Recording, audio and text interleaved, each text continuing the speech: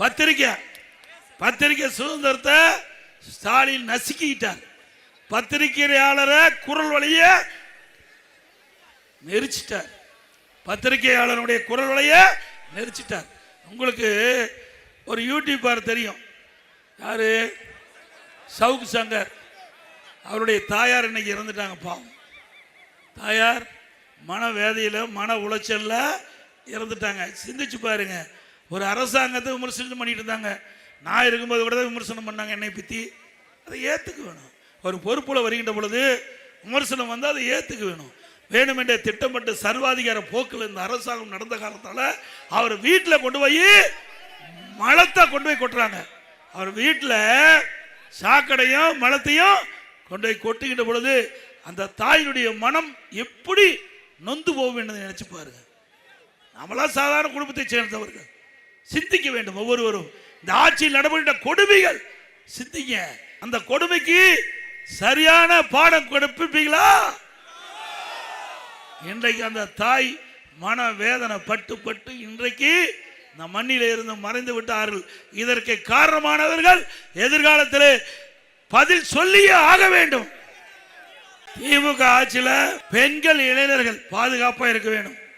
ஏன்னா அண்மையில் உங்களுக்கு தெரியும், ஒரு 9-10 மாசத்துக்கு முந்தி உங்கள் கனவை சொல்லுங்கள், உங்கள் கனவை. பல பேர் என்ன, எங்களுடைய கனவை திமுக ஆட்சி போகணும், திமுக ஆட்சி அப்படின்னு பல பேர் சொன்னாங்க. பல பேர் இந்த ஆட்சியில் ஏதோ நல்லது நடக்குன்னு சொன்னாங்க. ஓரணியில் தமிழ்நாடு, அது ஓரணி இப்படி பேரை வச்சு உங்கள் வீடு வீடாக வந்து உங்களுடைய செல்ஃபோன் நம்பர், உங்களுடைய ஆதார் எண், உங்களுடைய டீட்டெயில் எல்லாம் தயார் பண்ணியிருக்காங்க. அப்படி தயார் பண்ணி இப்பொழுது அதை பயன்படுத்திட்டு இருக்கிறாங்க. நான் உடனே நீதிமன்றத்துக்கு போனோம். இது தவறு, இது தவறானது. ஒரு பெண்ணுடைய செல்போனை வாங்கி ஆதார் எண்ணை வாங்கி அப்படி விவரம் பூரா திரட்டிடலாம். இதனால பாதிப்பு ஏற்பட்டு விடும். அந்த செல்போன் இருக்கிற படங்கள் எல்லாம் எடுத்துடலாம், அது இருக்கிற செய்தியெல்லாம் எடுத்துடலாம். ஆக இது தவறு என்று நீதிமன்றம் போய் அதை தடை பண்ணணும். இன்னைக்கு என்ன நிலைக? இப்போ இந்த திமுக காரர் தில்லுமுள்ளு செஞ்சு இந்த அரசாங்கம் சார்பாக எடுக்கப்பட்டது பெண் என்ற அமைப்பு திமுகவுக்கு தேர்தல் வேலை பண்ணிட்டு இருக்காங்க, அவர்கிட்ட கூட ஒப்படைச்சிட்டாங்க. இப்போ பார்த்தீங்கன்னா அண்மையில் ஒவ்வொரு போனும் பெண்கள் போனுக்கு வருது. அதில் என்ன, உங்களுடைய திமுகவுக்கு வாக்களியுங்கள் அப்படின்னு வருது, நீங்க திமுகவுடைய ஆதரவாளர் அப்படின்னு வருது. இது எவ்வளவு பெரிய மோசடி! மக்கள் நம்பித்தானே நம்பர் சொன்னாங்க, அரசாங்கத்தை நம்பித்தானே. நான் உங்களுடைய விபரத்தெல்லாம் சொல்லி இருக்கிறீங்க. அரசாங்கம் தவறா பயன்படுத்தலாமா? எச்சரிக்கையா இருங்க. அது மட்டும் இல்ல, நீங்க போனை பண்றான், வீட்டில் இருக்கிறீங்களா இல்லையான்னு பாக்குறான், வீட்டில் இல்லாத போது வீட்டில் வந்து கொள்ளையடிச்சிட்டு போயிடறான். ஜாக்கிரதையா இருங்க பெண்கள், இளைஞர்கள், அதுவும் நம்முடைய மூத்த தாய்மாரெல்லாம் ஜாக்கிரதையா இருங்க. ஏன்னா இதுல அவ்வளவு பிரச்சனை இருக்குது. இன்னொன்னு சொல்லியிருக்கிறார், எடப்பாடி பழனிசாமி மறைந்த தலைவர்களை கொச்சைப்படுத்தி பேசுறாரு சொல்றார். நான் அப்படி எங்காச்சும் பேசியிருக்கிறேன்னா? இதே இந்த மாவட்டம், இந்த மாவட்டத்தில் மாநிலவை உறுப்பினர் திரு சிவா இருக்கிறார்ல, அவர் பெருந்தலைவர் காமராஜரை பற்றி எவ்வளவு கொச்சப்படுத்தி பேசினார். எல்லா பத்திரிகையிலும் வந்தது, ஊடகத்திலையும் வந்தது. பெருந்தலைவர் காமராஜ் அவர் வேற கட்சியா இருக்கலாம், ஆனா நாட்டு மக்கள் அனைத்து கட்சி தலைவர்களும் அவரை ஏற்றுக்கொண்ட தலைவர் பெருந்தலைவர் காமராஜர் அவர்கள். அவர் இருக்கின்ற காலகட்டத்தில் இந்த நாடு வளர்ச்சி பெறுவதற்கு பல்வேறு திட்டங்களை கொண்டு வந்து நடைமுறைப்படுத்திய ஒப்பற்ற தலைவர் பெருந்தலைவர் காமராஜர் அவர்கள். மாண்பு அம்மா இருக்கின்ற பொழுது அவருக்கு தனி மரியாதை கொடுப்பாங்க. அப்படிப்பட்ட தலைவரை திரு சிவா மாநிலவை உறுப்பினர் ஒன்றும் தெரியாதவரா?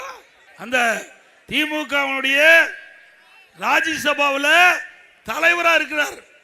எத்தனை ஆண்டு காலம் இருக்கிறார், எத்தனை ஆண்டு காலம் நாடாளுமன்ற இருக்கிறார். அவர் பெருந்தலைவரை பற்றி கொச்சியா பேசினாரு. கண்டிக்க முடிஞ்சுதான் இந்த ஸ்டாலினால? உனக்கு தில்லு திராணி இருந்தா இன்றைக்கு மக்களால் போற்றப்படுகின்ற பெருந்தலைவர் காமராஜ் அவர்களை இழிவாக பேசுகின்ற பொழுது கண்டிச்சிருக்கணும். கண்டிக்கல. இன்னொரு திமுக எம்எல்ஏ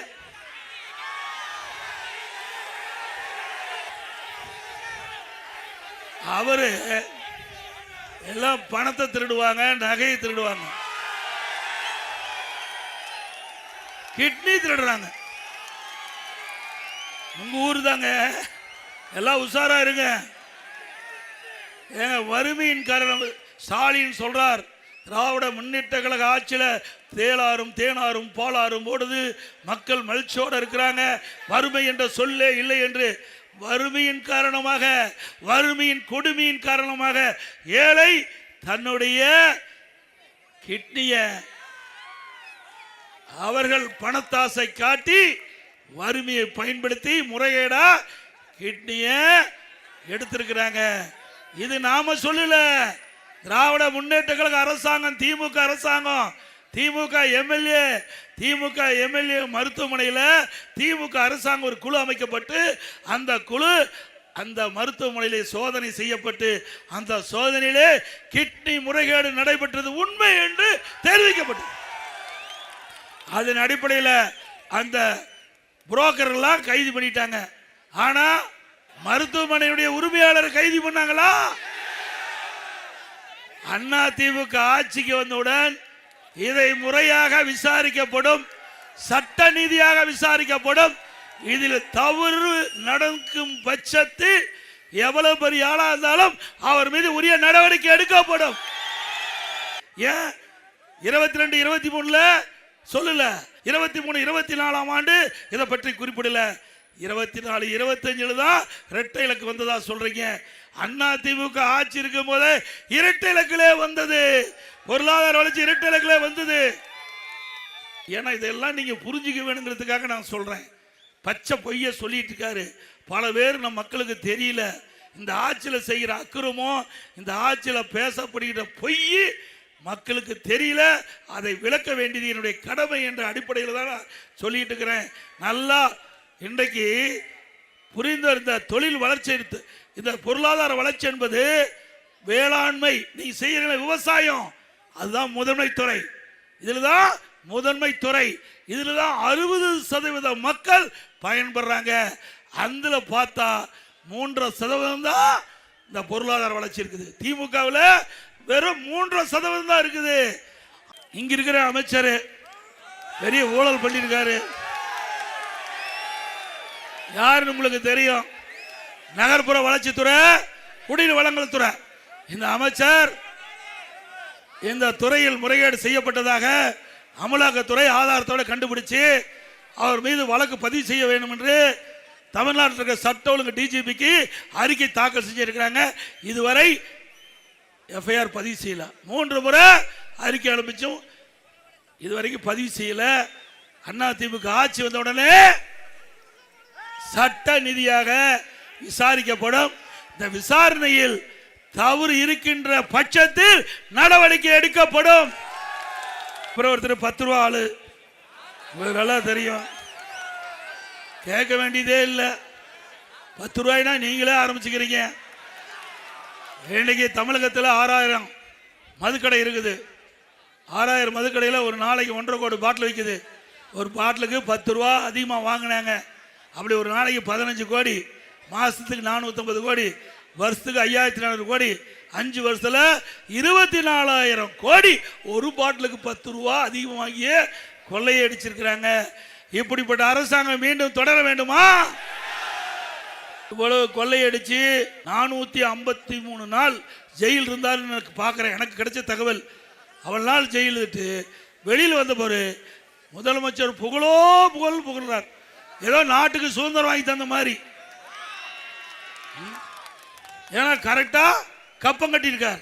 கரெக்டா கப்பம் கட்ட, இவருக்கு கப்பம் கட்டி அவருக்கு ஜெயிலுக்கு போனதான் மிச்சம். அவர் நெஞ்ச பொழுதுதான் மிச்சம். அவர் இங்க நிக்க முடியாது, போய் கோயம்புத்தூர் நிற்கிறாரு. எங்க கரூர்ல நிக்க முடியாது. ஆக இப்படிப்பட்டவரெல்லாம் மீண்டும் ஆட்சிக்கு வர வேணுமா?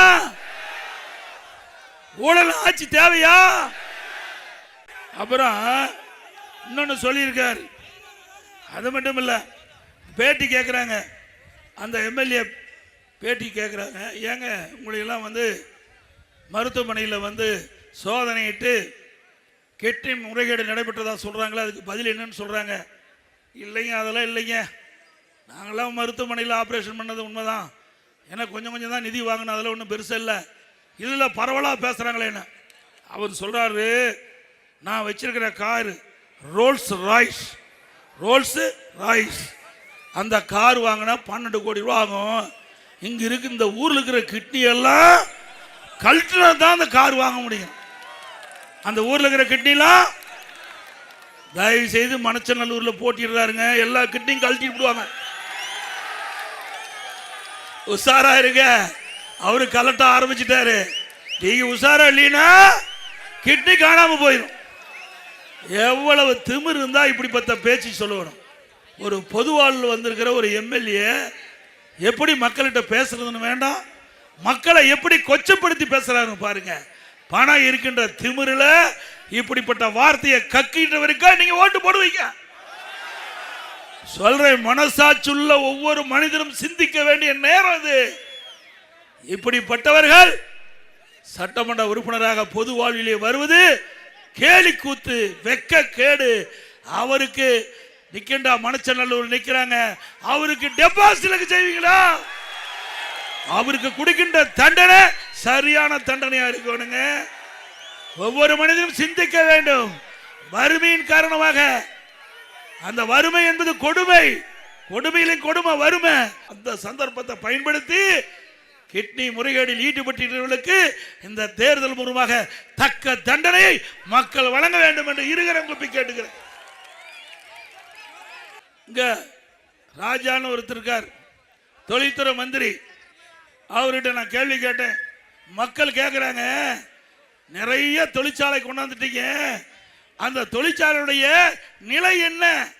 எத்தனை புரிந்துணர்வு ஒப்பந்தம் நடைமுறைக்கு வந்திருக்குது, எத்தனை தொழிற்சாலை ஆரம்பிச்சிருக்கிறீங்க, எவ்வளவு முதலீடு பண்ணியிருக்காங்க, ஒவ்வொரு தொழிற்சாலையுடைய நிலைமை என்ன, எத்தனை தொழிற்சாலை முடிஞ்சு பயன்பாட்டுக்கு வந்திருக்குது, எவ்வளவு பேருக்கு வேலை கிடைக்குன்னு சொன்னா வெள்ளை பேப்பரை காட்டுறாரு. இது ஒரு பிரதான எதிர்கட்சி தலைவர் மக்களுடைய பிரச்சனைய பேசுவது என்னுடைய கடமை தானே. அதுக்கு தானே நீங்க பிரதான எதிர்கட்சின்னு இருக்குது சட்டமன்றத்தில். என்னுடைய கடமையை தவறாத மக்கள் என்ன எண்ணுகின்றார்களோ அது என்னப்படி சட்டமன்றத்தில் தொழில்துறை மந்திரி கேட்டா வெள்ளை பேப்பரை காட்டுறாரு. உண்மைதான், ஒண்ணுமே செய்யல, வெள்ளை பேப்பர் தான் இருக்கும். காட்டுனது உண்மை, ஒண்ணுமே செய்யல. செஞ்ச போது செஞ்சா தானே காட்ட முடியும் என்னென்ன செஞ்சனு. ஆக அவர் உண்மையை ஒத்துக்கொண்டதுக்கு நன்றி. யாராவது திராவிட முன்னேற்ற கழகம் நடத்துகின்ற மருத்துவமனையில் போய் ஆபரேஷன் பண்ணி இருந்தா நீங்க போய் ஸ்கேன் பண்ணி பார்த்துக்குங்க, உள்ள உறுப்பு இருக்குதா இல்லையான்னு பார்த்துங்க. ஆமாங்க, ஏன்னா நாமக்கல்ல மாவட்டம் கொமராபாளையத்தில் ஒரு பெண்மணி உடல் சரியில்லா போச்சு. அங்கே போய் ஸ்கேன் பண்ணி பார்க்கும்போது அங்கே கல்லீரலை காணோம். அந்த அம்மா சொல்லுச்சு, இல்லை என்னை கஷ்டமாக இருந்து குடும்பம் நடத்துறதுக்கு நான் கிட்னி தான் எடுக்கணும்னு சொன்னாங்க, ஆனால் இப்போ கல்லீரலை காணான்னு சொல்கிறீங்களே என்னது. அப்படி இந்த திமுக மருத்துவமனைக்கு போனால் எது காணாமல் போகுமோ தெரியல, எல்லாம் போய் ஸ்கேன் பண்ணி பார்த்துக்கு. இனிமேல் திமுக காரர் நடத்துகிற மருத்துவமனைக்கு போயிடாதீங்க. போவீங்களா? அப்படியே போயிருந்தாலும் உற்றார் உறவினர் நண்பர் யாராவது இருந்தா போய் நம்ம அண்ணா திமுக கட்சி, நம்ம அண்ணா திமுக நடத்துகின்ற மருத்துவமனைக்கு போங்க. இல்லது நடுநிலையா இருக்கிற மருத்துவர்கிட்ட போய் ஸ்கேன் பண்ணி நம்ம உடம்புக்குள்ள இருக்கிற உறுப்புலாம் பத்திரமா இருக்குதான்னு பாருங்க தயவு செய்து.